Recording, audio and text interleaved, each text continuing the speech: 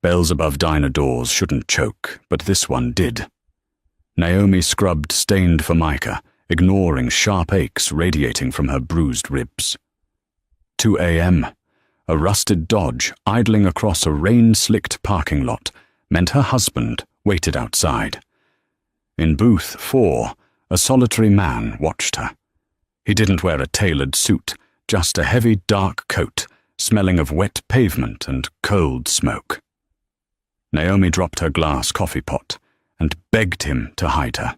The diner smelled of burned filter coffee, old fryer grease, and the sharp chemical tang of industrial bleach. It was a smell that seeped into Naomi's pores, surviving 2 showers and a heavy scrubbing with cheap bar soap. Tonight it made her nauseous, or maybe that was the concussive throb pulsing behind her left eye. The clock above the pie case hummed. 2:14 a.m. 16 minutes until the end of her shift. 16 minutes until she had to take off her stained yellow apron, walk out the heavy glass door, and get into the passenger seat of Greg's truck. Her phone buzzed against her hip. A short, angry vibration. She didn't need to look at the screen to know what it said. Get out here. Or maybe just, you're making me wait. The exact words didn't matter. The consequence did. The dull ache blooming across her lower back, a parting gift from yesterday morning, tightened in anticipation. Naomi grabbed a damp rag and began scrubbing a stain on the counter that had been there since 1998. She scrubbed until her knuckles went white, until the friction burned the pad of her thumb. She was avoiding looking out the window. The rain was coming down in sheets, distorting the neon pink "open" sign into a bleeding, blurry smear across the wet asphalt. Through that pink smear, the heavy headlights of Greg's truck cut through the darkness. The engine was running. He was burning gas just to make a point. "Hey, Naomi, you deaf?" Jimmy the line cook leaned through the pass. His face was slick with sweat, a cigarette tucked behind one ear. "Table 4 needs a refill. Guy's been staring at an empty mug for 10 minutes. Naomi blinked the diner, snapping back into focus. "Right. Sorry." She picked up the glass carafe with a shaking hand. The coffee inside was black, oily, and scalding. She walked past the empty booths, the scuffed linoleum, squeaking beneath her rubber-soled shoes. Booth 4 was in the far corner, swallowed by the shadows, where the overhead fluorescent tube had flickered and died 2 weeks ago. The man sitting there was a regular, though Naomi didn't know his name. He came in twice a week, always between midnight and 3, always alone. He ordered black coffee and heavily salted eggs, and he never touched the food. He wasn't a loud man. He didn't bark orders or leer at the waitresses. He just sat. But he took up space in a way that made the air around him feel thin. He wore a dark wool overcoat unbuttoned over a charcoal sweater. His hands rested flat on the chipped laminate table. They were large, brutal hands. The knuckles on his right hand were currently split, the edges of the cuts scabbed over in dark, angry lines. Naomi approached the table. Her breath hitched. The truck outside revved its engine, a low, guttural roar that rattled the diner's single-pane windows. Greg was losing his patience. Naomi's hand jerked. The glass carafe tipped too far. A stream of scalding coffee splashed over the rim of the mug, spilling onto the table and pooling rapidly toward the man's sleeve. "Oh, God," Naomi gasped, snapping the pot back. "I'm so sorry. I'm sorry." She frantically grabbed the thin, rough paper napkins from the dispenser and began dabbing at the mess. Her hands were trembling so violently she knocked the sugar shaker over. White crystals spilled into the brown puddle. The man didn't flinch. He didn't pull his arm back. He just watched her. Up close, he smelled of rain leather and something metallic, like copper, like blood. His eyes were dark, a flat, unreadable brown, and they tracked the erratic, panicked movements of her hands. He didn't look at the spill. He looked at the stark purple bruise peeking out from the collar of her uniform. He looked at the way she flinched when the truck engine revved again, outside. "Leave it," he said. His voice was low, gravelly, barely carrying over the hiss of the rain. Naomi stopped. The soggy napkins disintegrated in her grip. The urge to run, to flee out the back door and disappear into the alley was a physical pressure in her chest. But she had $12 to her name. She had nowhere to run. The truck roared again. A horn honked. One short, sharp blast. "He's coming inside," she thought. "If I don't go out, he's coming in." She dropped the rag. She didn't think. The survival instinct, battered and buried under years of compliance, suddenly snapped violently to the surface. It wasn't a heroic decision. It was cornered animal desperation. "Hide me," she whispered. The man didn't blink. He sat perfectly still, the steam from the spilled coffee curling between them. "Please," Naomi said. Her voice broke a pathetic, ragged sound. She leaned closer, bracing her hands on the table. The Formica was cold. "He's in the truck. He's going to kill me tonight. I know he is. Please, just let me get in your car." Jimmy shouted from the kitchen. "Naomi, order up." The man in booth 4 slowly turned his head toward the window. He looked at the truck. He looked at the exhaust fumes curling into the rain. Then he looked back at Naomi. There was no pity in his face, no sudden warm rush of knight-in-shining armor resolve. It was an assessment, cold, mathematical. He reached into his pocket and pulled out a leather wallet. He extracted a $100 bill, tossed it onto the spilled coffee, and stood up. He was taller than she realized, broad-shouldered, blocking out the neon light from the window. "Walk out the back door," he said quietly. "Count to 60, then come around to the alley. Black sedan." He didn't wait for her answer. He turned and walked toward the front of the diner. The back alley smelled of rotting cabbage and wet brick. Naomi stood flat against the damp wall, shivering violently. The rain soaked through her thin cotton uniform, instantly plastering the cheap yellow fabric to her skin. Her teeth chattered so hard her jaw ached. 58, 59, 60. She peeked around the corner of the brick building. The front parking lot was a pool of yellow streetlights and shadows. Greg's truck was still there. The driver's side door opened.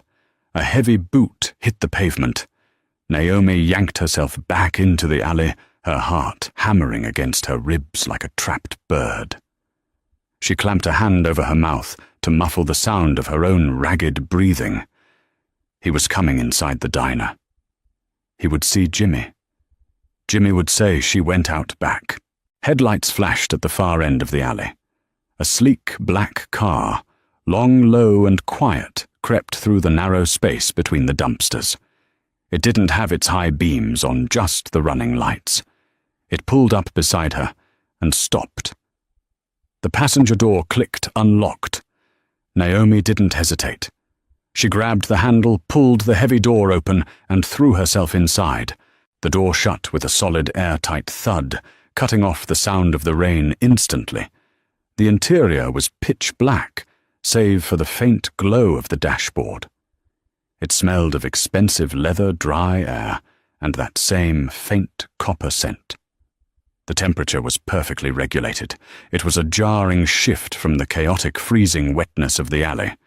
The man was behind the wheel. He shifted the car into gear. "Seatbelt," he murmured. Naomi fumbled blindly in the dark, her wet fingers slipping on the metal buckle. She finally clicked it into place. The car glided forward. They didn't exit into the main parking lot.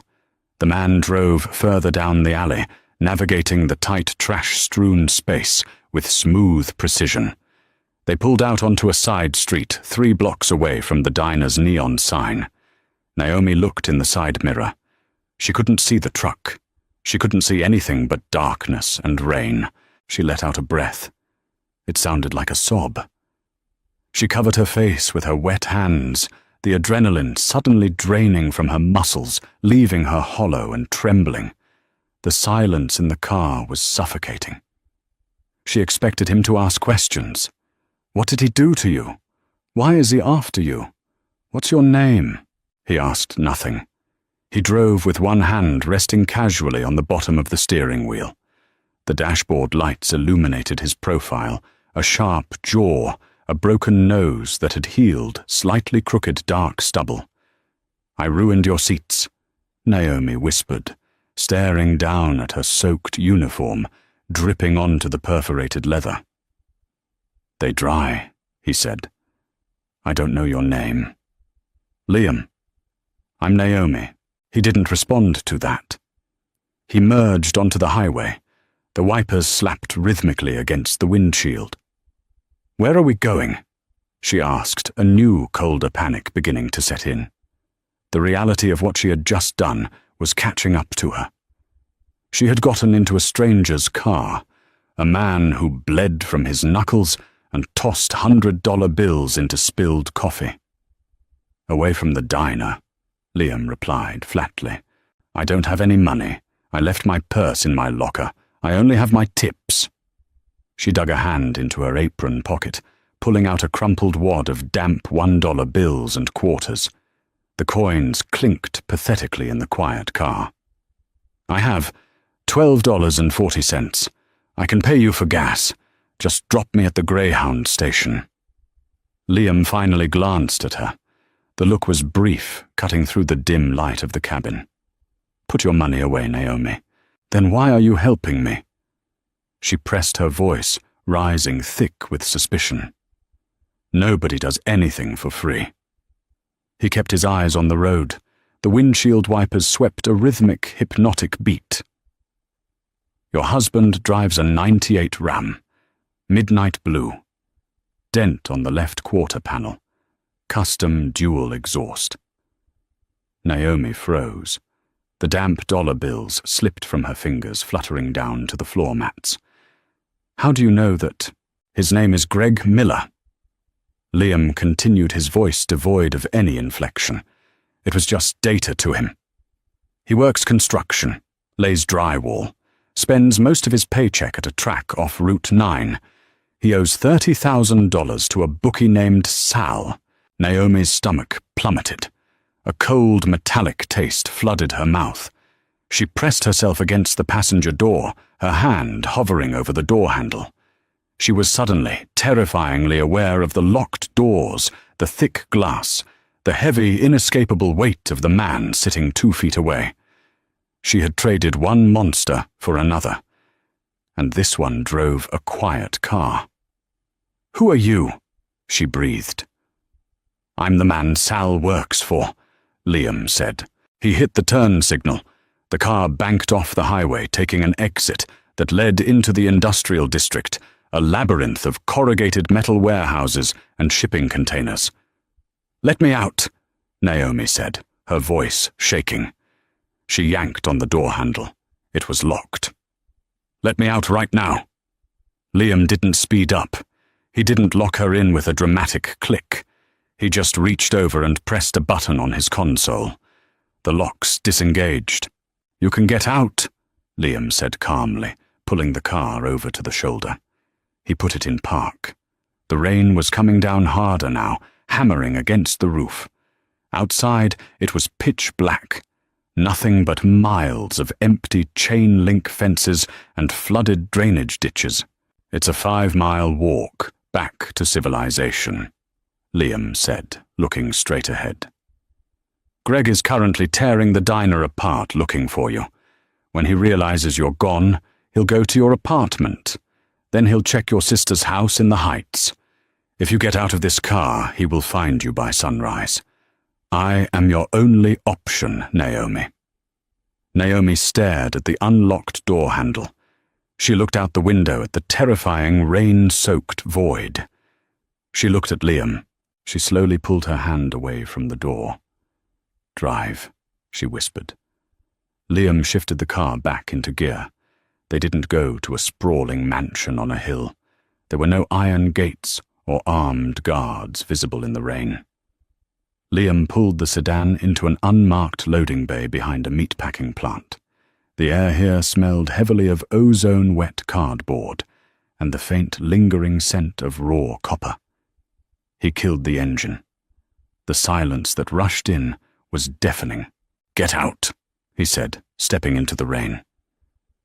Naomi followed, her legs stiff and uncooperative. She pulled her thin arms around herself, shivering as the icy wind whipped through the loading bay.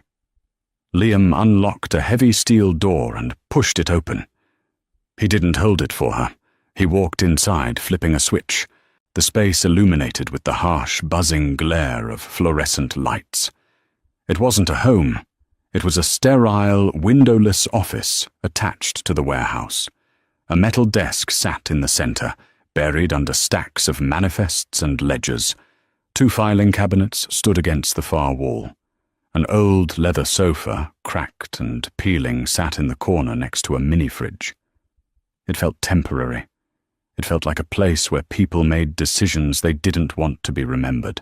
"Sit," Liam said, gesturing toward the sofa. Naomi sat. The leather was cold against her wet uniform. She tucked her knees to her chest, trying to stop the violent trembling in her shoulders. Liam walked to a metal locker in the corner, pulled out a thick grey wool blanket and tossed it to her. It smelled like mothballs and dust, but it was dry. She wrapped it around her shoulders, immediately burying her face in the rough fabric. He didn't offer her a drink. He didn't offer comfort. He walked behind the metal desk, pulled out a chair and sat down. He opened a drawer, extracted a burner phone, and set it on the desk. Then he looked at her. Under the harsh lights, Naomi saw the true extent of him. He wasn't just a tough guy in a diner. He looked exhausted. Deep purple bags hung beneath his eyes, and his jaw was locked tight with tension. The blood on his knuckles was fresh. He had hit something, or someone, very recently. "Why did you bring me here?" Naomi asked. Her voice sounded thin, reedy in the large room. "Because you asked me to," Liam said simply. "You said Greg owes you $30,000. Am I hostage? Are you going to call him and tell him you have me?" Liam let out a short, humorless exhale. It wasn't quite a laugh. "Greg Miller doesn't care enough about you to pay $30 for your safe return, let alone $30,000. You aren't leverage, Naomi. You're a liability." The blunt cruelty of the truth stung, even if she already knew it. She swallowed hard, tasting the bitterness in her throat. "Then why?" "Because Greg has been hiding from my men for 3 weeks. He stopped answering his phone. He moved his truck to a different lot every night. The only thing he showed up for, predictably, was you. Because he needs someone to hit." Liam leaned back in his chair, folding his hands over his stomach. "I go to that diner to watch you, because I knew eventually he would get impatient and show up to drag you out." Naomi's stomach twisted. The man hadn't been a quiet, brooding regular. He had been a hunter sitting in a deer blind, and she was the bait. "You used me," she breathed. "I observed you," he corrected smoothly. "And tonight he showed up. My men are currently at the diner. They are picking Greg up as we speak." Naomi stiffened. "They're going to kill him." Liam didn't answer. He picked up a pen from the desk and rolled it between his fingers. The silence stretched, thick and suffocating. "Are they?" Naomi pressed her voice, trembling. A strange, chaotic mix of terror and profound, horrifying relief washed over her. "Greg Miller's debt is significant," Liam said, his tone entirely detached. "But his real problem is that he borrowed money from Sal to buy synthetic narcotics, which he then attempted to sell on my territory. It's bad business. It requires a correction." Naomi squeezed her eyes shut. She had known Greg was bad. She knew about the gambling, the drinking, the violent temper that snapped like a dry twig. But this, the mob. Drugs. It was a world she only saw on the cracked screen of her living room television. "What happens to me?" she asked. She opened her eyes. She expected to see him looking at her with hunger, or malice, or calculating cruelty. The things men usually looked at her with. Instead, Liam opened a drawer and pulled out a thick manila envelope. He tossed it across the desk. It slid over the polished metal and stopped near the edge. "Open it," he commanded. Naomi slowly stood up, keeping the heavy blanket clutched tightly around her. She walked to the desk. Her fingers grazed the rough paper of the envelope. She unhooked the metal clasp and dumped the contents onto the desk. Stacks of bills tumbled out. Hundreds, 50s, at least $10,000. Along with the money was a small blue booklet, a passport.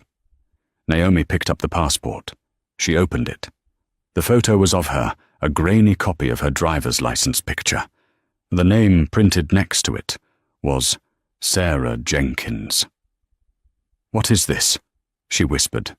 "It's a bus ticket out of this state, a clean name, and enough cash to rent an apartment in a town where nobody cares who you are," Liam said. He didn't look at the money. He looked at her hands. He looked at the way her thumb traced the fake name. "Why?" Naomi asked again, looking up at him. The confusion was warring with the desperate, clawing need to take the money and run. "I'm the bait. You caught him. You don't owe me anything. You said it yourself. Nobody does anything for free." Liam stood up. He walked around the desk, stopping a few feet away from her. The proximity made her heart race, but she didn't step back. She couldn't. "Greg Miller is going away," Liam said, his voice dropping an octave, becoming softer, more dangerous. When a man like that disappears, the police look at the wife. They look at the bruised ribs, the broken wrist from last year, the noise complaints from the neighbors. They build a narrative. They will say you snapped. They will drag you into an interrogation room, and eventually, because you are terrified, you will tell them about the man in the dark coat at the diner. Naomi shook her head. "I wouldn't. I swear I wouldn't." "You would," Liam said, stating a simple fact. "Because you are a survivor. I saw you tonight. You spilled hot coffee inches from a man you didn't know because you realized your window to live was closing. You will say whatever you have to say to survive. I respect that. But I cannot afford it." He reached out. Naomi flinched instinctively, her shoulders drawing up to her ears. Liam paused. His hand hovered in the air between them for a fraction of a second. Then slowly, deliberately, he reached past her and tapped the manila envelope. "Take the money, Naomi. Go to the bus station. Disappear." Naomi stared at the envelope. It was freedom. It was a terrifying, lonely, uncertain freedom, bought with the blood of a man she hated and provided by a man she feared. She reached out and picked up the envelope. It felt impossibly heavy. "Thank you," she whispered. Liam turned his back to her, walking toward the metal lockers. "Don't thank me. Just be gone before the sun comes up." Naomi clutched the envelope to her chest. She turned toward the heavy steel door. She had her hand on the handle when a sound stopped her. It was a sharp electronic chirp. Liam's burner phone was ringing on the desk. Liam stopped walking. He stared at the phone. He didn't rush to answer it. He let it ring 3 times before he picked it up and pressed it to his ear. "Yeah." He listened. The silence in the room stretched until it felt brittle enough to snap. Naomi stood by the door, her breath caught in her throat. She watched the muscles in Liam's back go rigid. She watched his grip on the phone tighten until his knuckles went white under the scabs. "Repeat that," Liam said. His voice was a dead, flat whisper. He listened for another 10 seconds. Then he slowly lowered the phone. He didn't hang up. He just let his arm drop to his side. He turned around to face Naomi. The exhausted, pragmatic look was gone from his eyes. It was replaced by something cold, sharp, and infinitely violent. "Put the envelope down," Liam said. Naomi's grip tightened on the money. "You said I could go." "Things have changed," Liam said, taking a slow step toward her. The air in the room suddenly felt dangerously thin again. "My men went to the diner to pick up your husband." "And—" Naomi breathed, her heart hammering wildly. "And," Liam said, his eyes locking onto hers, "Greg wasn't there."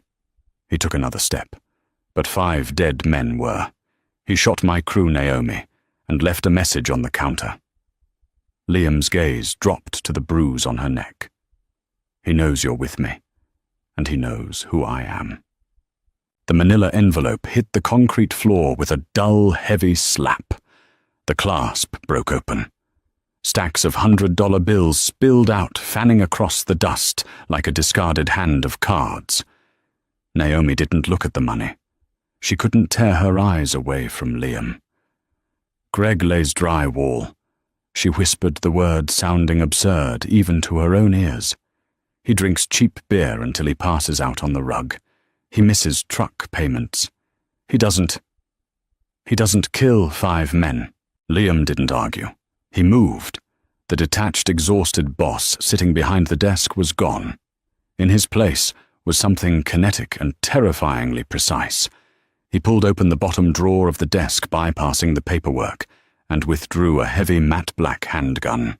He racked the slide with a sharp metallic clack that made Naomi flinch violently. "He did," Liam said, his voice stripped of all emotion. And he left a sugar shaker tipped over in a puddle of black coffee on the counter. "He watched us. Or he caught Jimmy in the kitchen before he finished him off." A violent shudder ripped through Naomi. "Jimmy?" The line cook with the sweat-slicked face and the cigarette behind his ear. Jimmy, who had just been doing his job, calling out table numbers. Bile rose hot and acidic in the back of her throat.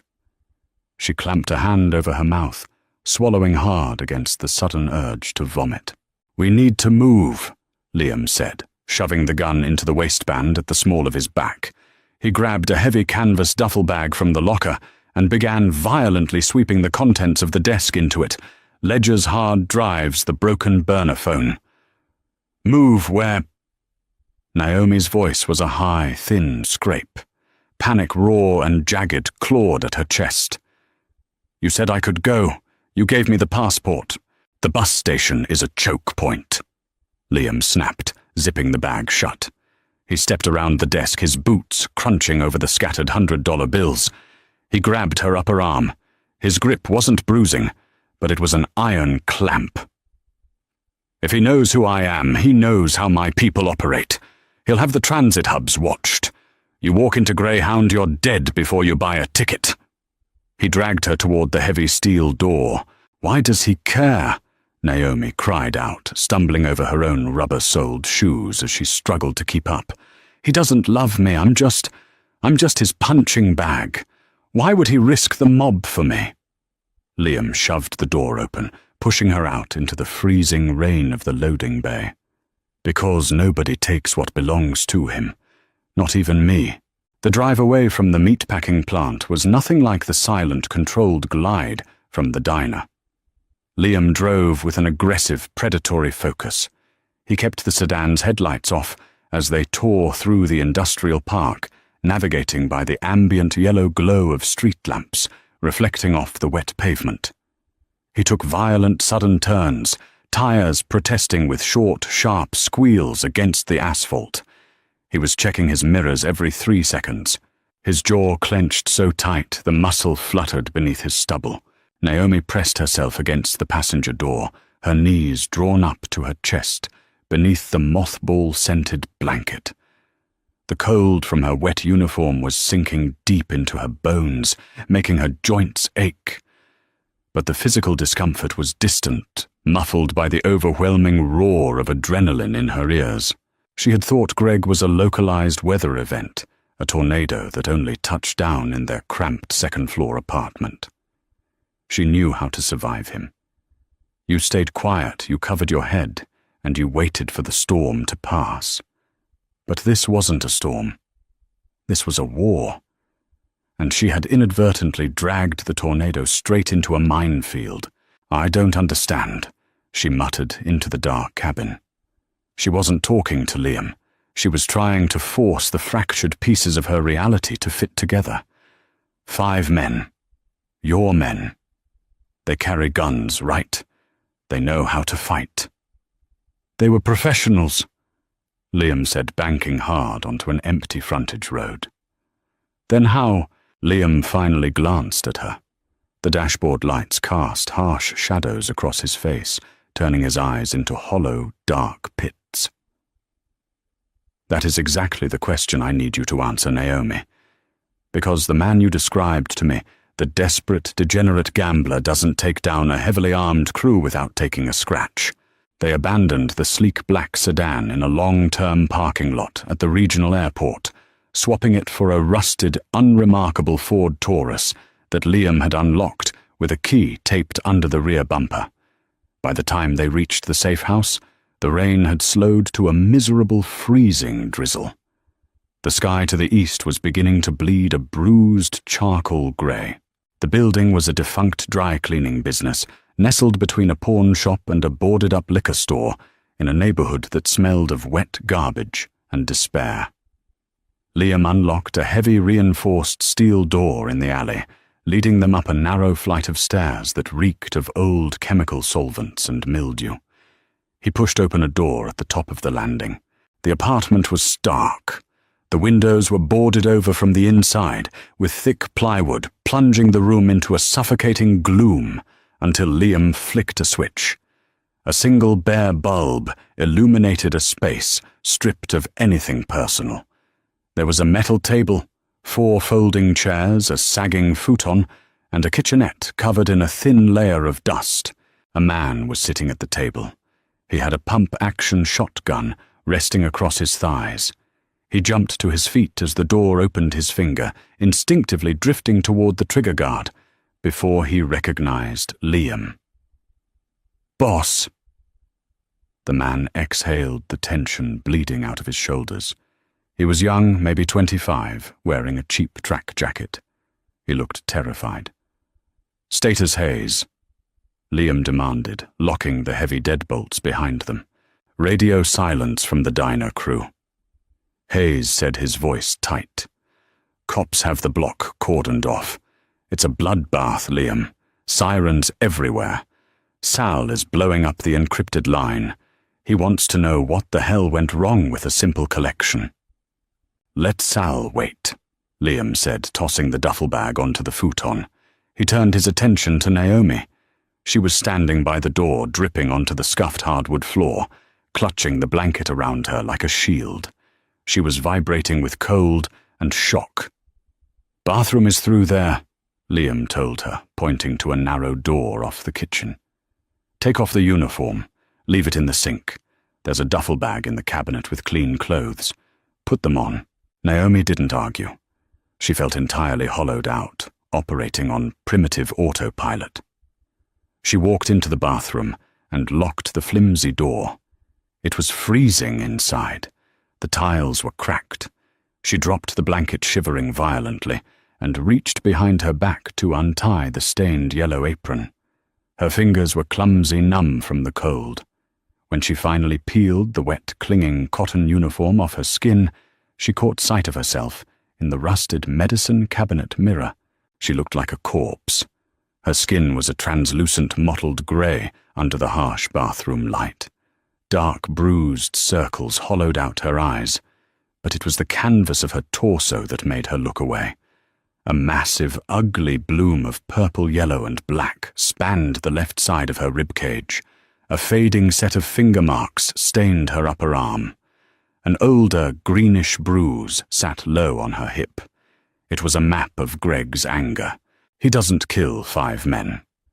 Her brain repeated, stuck on an endless, looping track. She found the duffel bag under the sink. It held men's clothes, thick cotton t-shirts, sweatpants, heavy wool socks. She pulled on a black t-shirt that hung down to her mid-thigh, and a pair of sweatpants she had to roll at the waist 3 times to keep from falling down. They smelled faintly of laundry detergent and gunpowder. When she emerged from the bathroom, the dynamic in the main room had shifted. Hayes was gone. Liam was standing by the metal table, stripping a handgun apart with smooth, practiced motions. He wiped the internal mechanisms with a rag, his face a mask of intense concentration. He looked up as she walked in. He took in the oversized clothes, the damp hair plastered to her skull, the defensive way she held her arms crossed over her stomach. "Sit," he commanded, gesturing to a folding chair across from him. Naomi sat. The metal was cold through the thick sweatpants. "We have a problem, Naomi," Liam said, setting the slide of the gun down with a heavy clatter. "My men went into that diner expecting a loud, sloppy drunk. They expected a man who would throw a punch, maybe pull a cheap Saturday night special, and then fold. Instead, they walked into a tactical ambush." Naomi stared at the disassembled gun parts. "I don't know what you want me to say.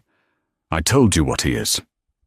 "You told me what he allowed you to see," Liam corrected, leaning forward. He planted his large, bruised hands flat on the table. "I need you to think. Not about the beatings. Not about the gambling. Look past the noise. What did he do when he thought you weren't looking?" "He drank," Naomi said, her voice defensive, cracking at the edges. "He watched TV. He slept." "Where does he work?" "Construction sites. He lays drywall for a contractor named Miller, his uncle." "When was the last time he came home with drywall dust on his boots?" Liam asked. The question was sharp, a scalpel cutting through the fog of her trauma. Naomi blinked. She frowned, her mind flashing back over the past few weeks. The heavy work boots kicked off by the front door, the piles of dirty laundry she washed. I don't know," she murmured. "Think," Liam pressed his voice, dropping rough and urgent. "You wash his clothes, you clean the apartment. What does he smell like when he comes home? Drywall is chalky. It smells like plaster. Does he smell like plaster?" Naomi closed her eyes. She put herself back in the cramped, suffocating hallway of their apartment. She saw the boots. She smelled the heavy masculine scent of him. Sweat. Stale beer. And something else. Her eyes snapped open. "No. Not plaster. Acetone. And sulfur. Like struck matches, but thicker. It burned my nose when I picked his jackets up off the floor." Liam's jaw tightened. "Chemicals. He said he was doing demo work at an old industrial site," Naomi offered quickly, though the excuse sounded flimsy even to her now. "He wasn't doing demo work," Liam said flatly. "He's cooking, or he's refining." The silence in the room stretched heavy and oppressive. The implications hung in the stale air between them. "Cooking what?" Naomi asked, though she already knew the answer. Liam had told her in the meatpacking plant. Synthetic narcotics. Sal thought Greg was just a low-level distributor who got greedy. Liam explained, picking up a cloth and wiping down the barrel of the gun. He owed money, so he tried to peddle his own homemade garbage on our corners to make a quick buck. That's a standard annoyance. You break their legs, take their product, and move on. Liam paused, locking his dark eyes onto hers.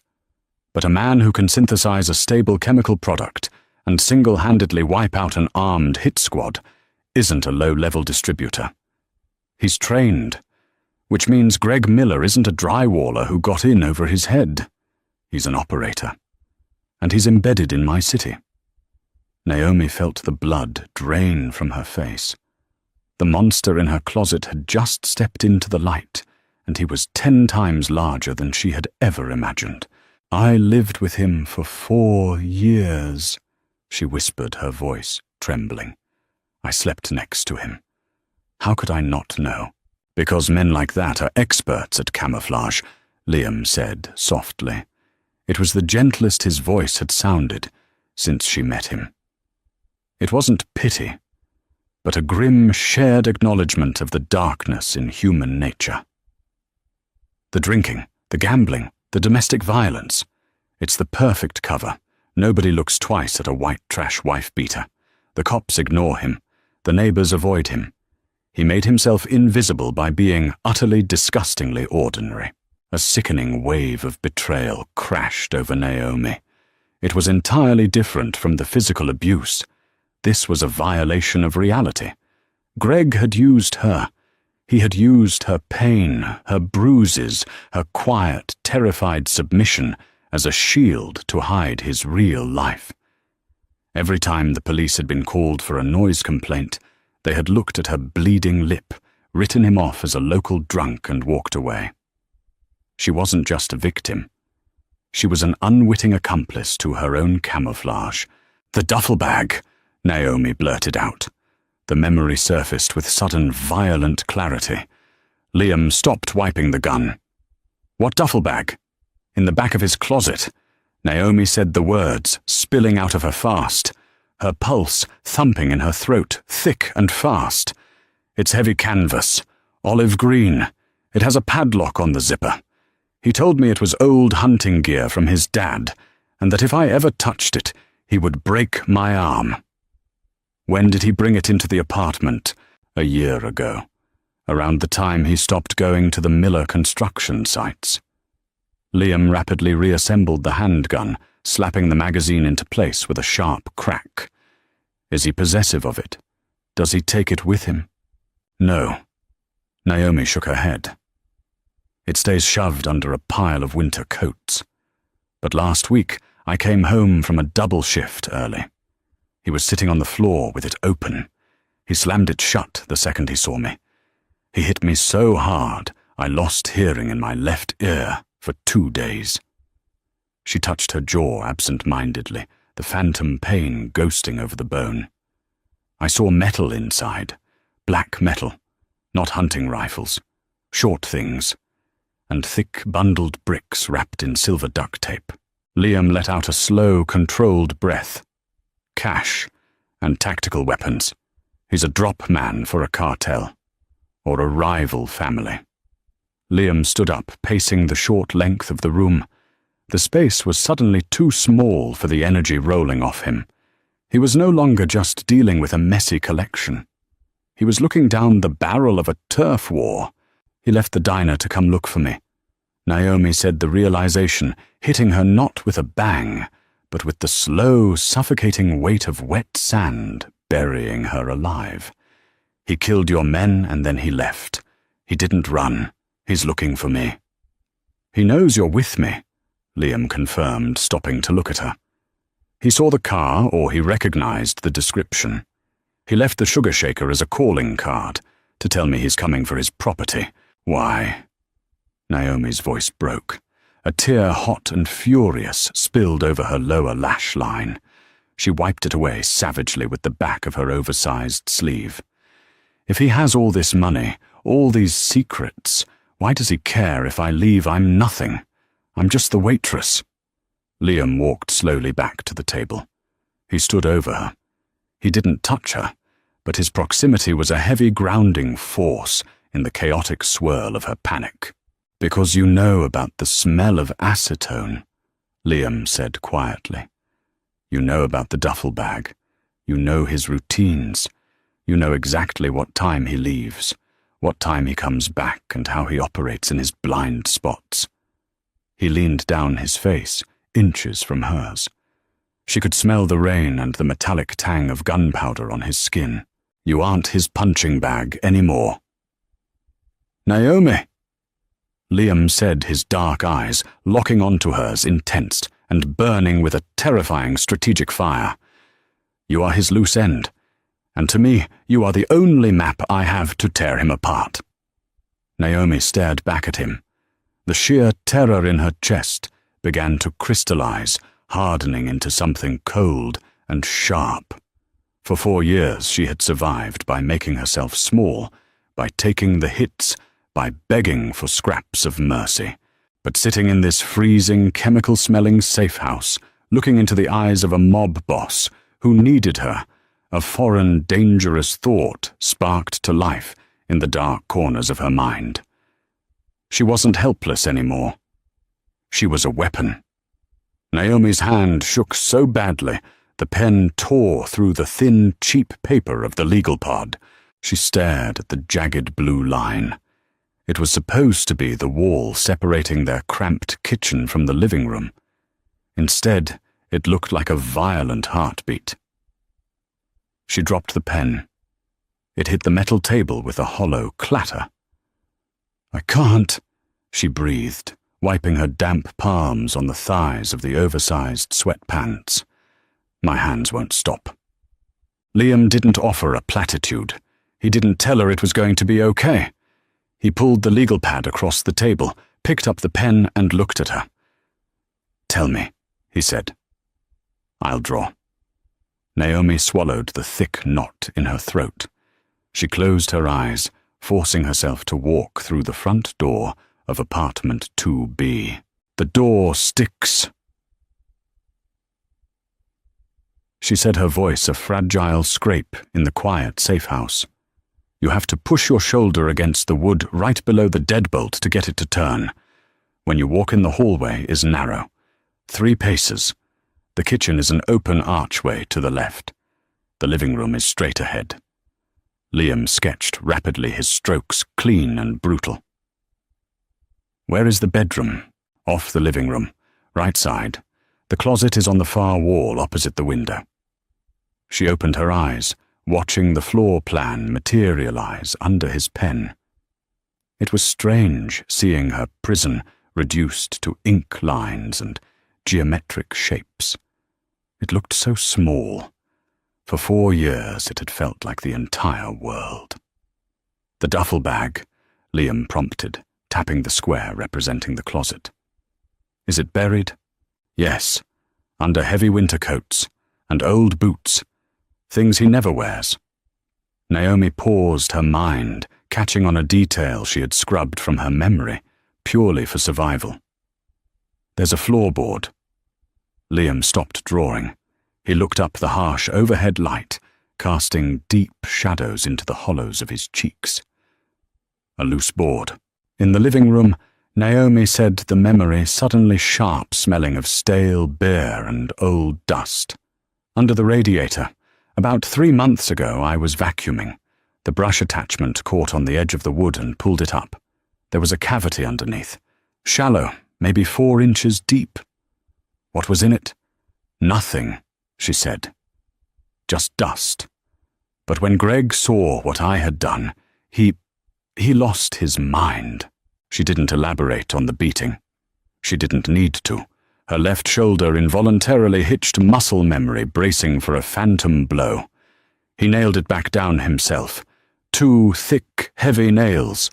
I never touched that side of the room again. Liam stared at the diagram. He tapped the pen rhythmically against the table. Click, click, click. The sound was mathematical calculating. "A stash hole," he murmured. "If he's operating as a drop man, he needs a place to hold product before moving it to the duffel bag, or a place to keep his ledger."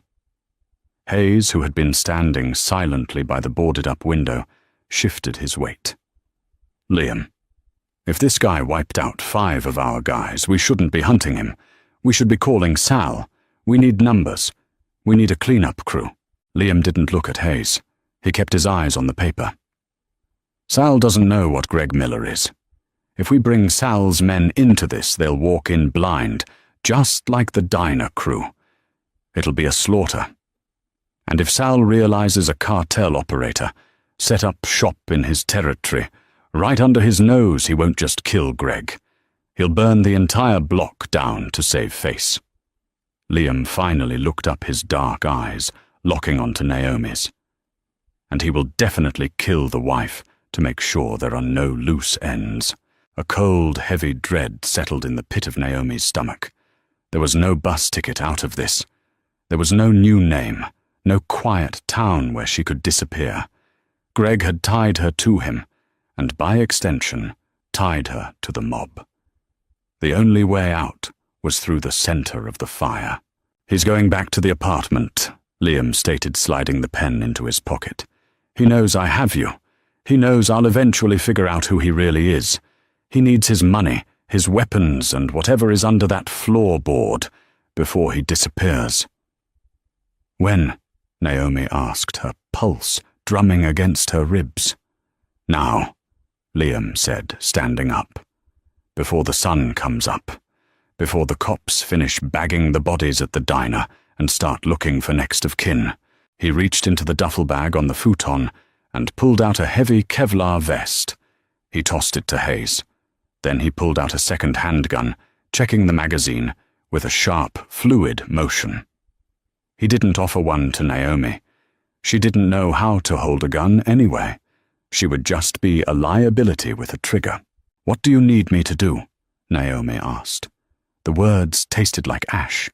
She was terrified, a low, vibrating hum of pure fear sitting behind her breastbone. But beneath the fear, beneath the years of conditioned submission, a dark, jagged sliver of anger was finally taking root. Liam stopped. He looked at her truly, looked at her evaluating the way she held her jaw, the defensive posture of her shoulders. "I need your keys," Liam said.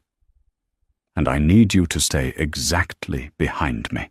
The sky was the color of a bruised plum, a dark, sickly purple bleeding into grey when Liam pulled the rusted Ford Taurus into the alley behind Naomi's apartment building.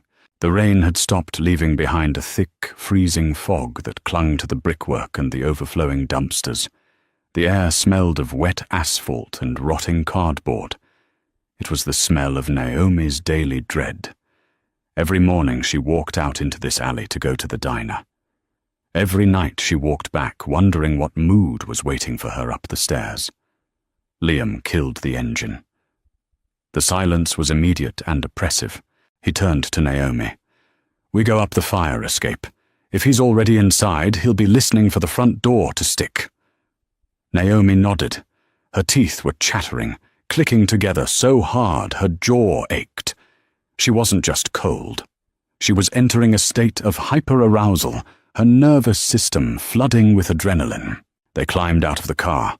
Hayes took point, moving with a surprising fluid silence for a man wearing heavy boots. He scaled the rusted iron ladder of the fire escape, his shotgun held tight to his chest. Liam motioned for Naomi to follow. The metal rungs were freezing and slick with condensation. Naomi's hands, buried in the oversized sleeves of the borrowed shirt, slipped twice, sending spikes of pure panic through her chest. Liam was right behind her, a solid, heavy presence. Once, when her boot slipped on a wet grate, his hand snapped out, gripping her hip bone through the thick sweatpants, anchoring her, until she found her footing. They reached the second-floor landing. Naomi pointed to a window. The glass was grimy, the blinds pulled tight, but a thin, pale sliver of yellow light bled through a crack at the bottom.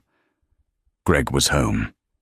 Liam pressed his back against the brick wall beside the window. He drew his handgun. He looked at Hayes, who was stationed on the other side of the glass, and gave a sharp, downward nod. Naomi pressed herself against the cold brick, squeezing her eyes shut. Her heart was beating so violently, she thought it might shatter her ribs. "He's in there," she thought, the realization suffocating her. "The monster is in the box." Liam leaned close to her ear. His breath was warm against the freezing shell of her ear. "The floorboard." "Which wall?" "East wall," she whispered, back her voice shaking. "Under the window facing the street." "Not this one." Liam nodded. He pulled a small, heavy steel pry bar from the inside pocket of his jacket. He wedged the flat edge under the rotting wooden frame of the fire escape window. He didn't rush. He applied slow, steady pressure. The wood groaned a low structural ache that was perfectly masked by the distant rumble of an early morning garbage truck blocks away.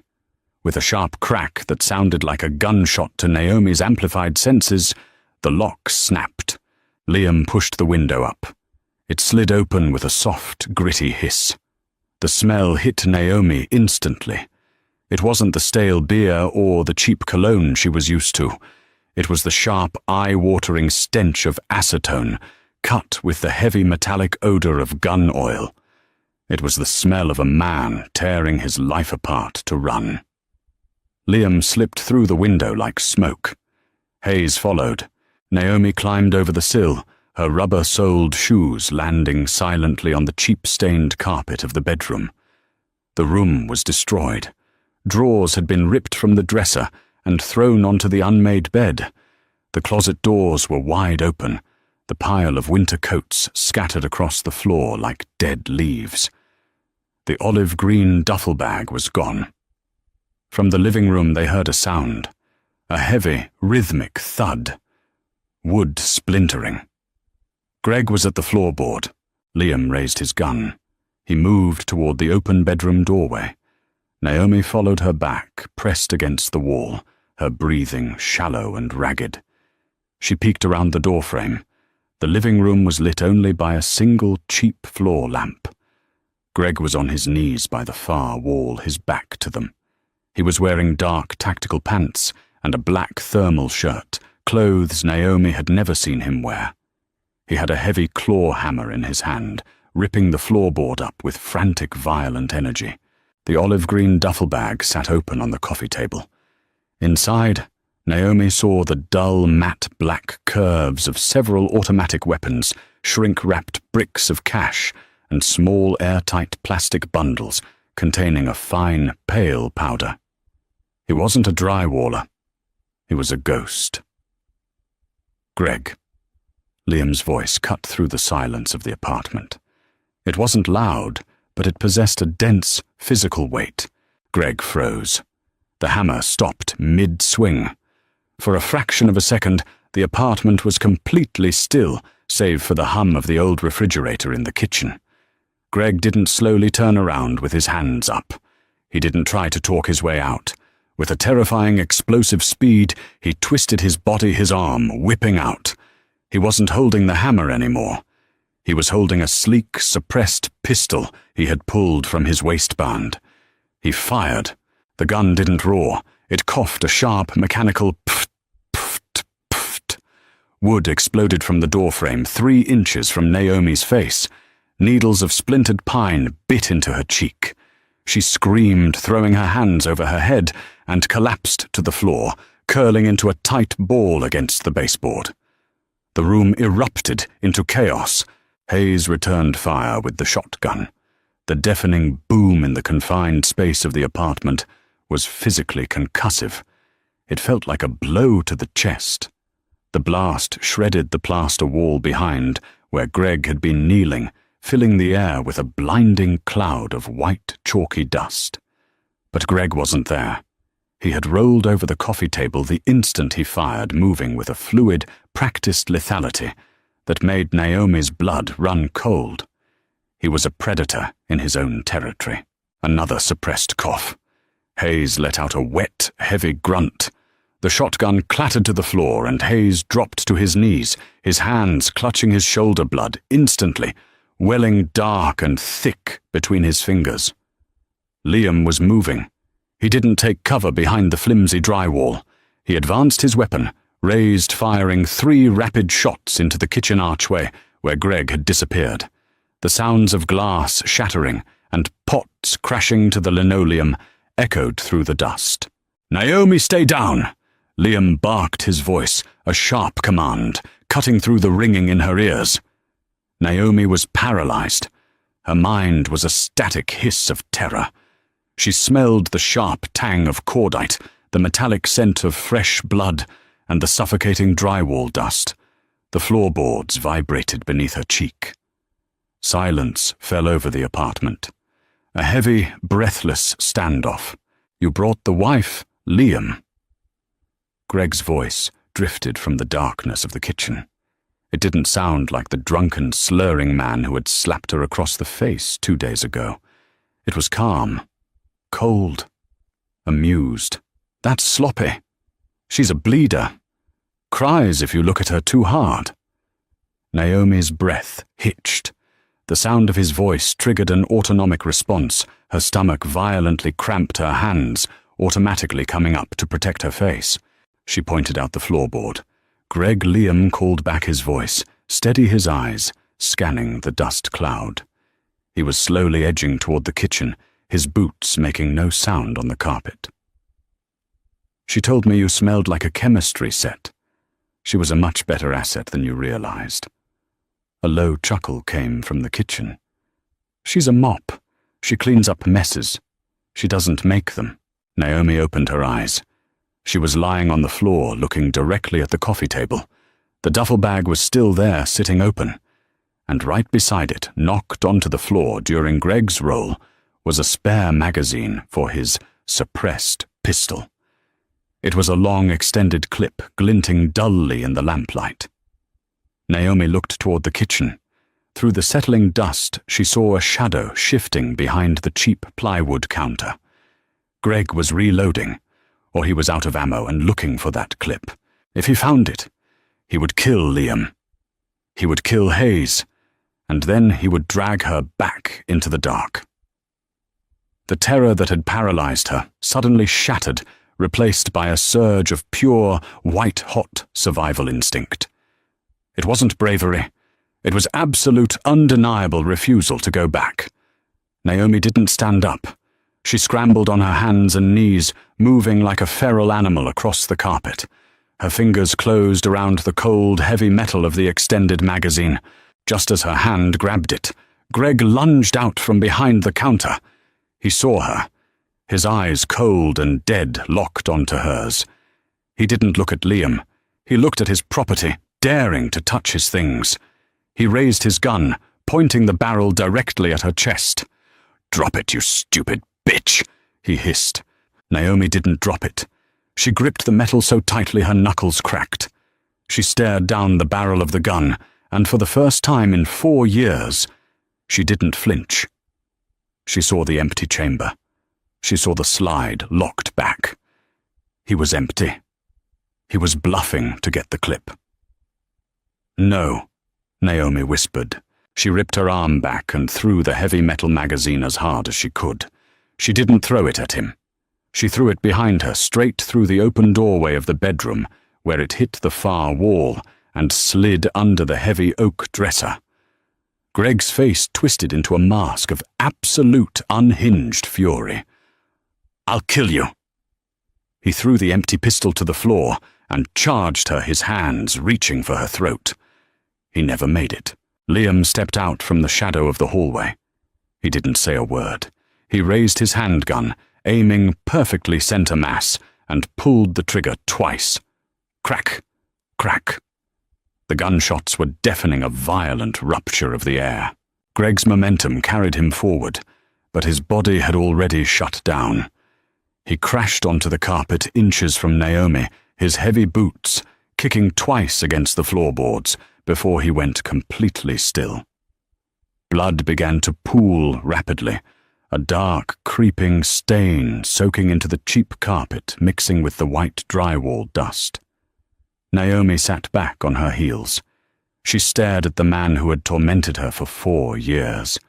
He just looked like a pile of heavy clothes. The monster was dead. She couldn't breathe. The air was too thick, too heavy with violence. She began to hyperventilate, pulling desperate, ragged gasps of dust-filled air into her lungs. Her hands flew to her chest, her fingers clawing at the fabric of the oversized shirt. A shadow fell over her. Liam knelt in front of her. He didn't try to hug her. He didn't try to comfort her with soft words. He reached out and wrapped his large, bruised hands around her wrists, pulling her hands away from her chest.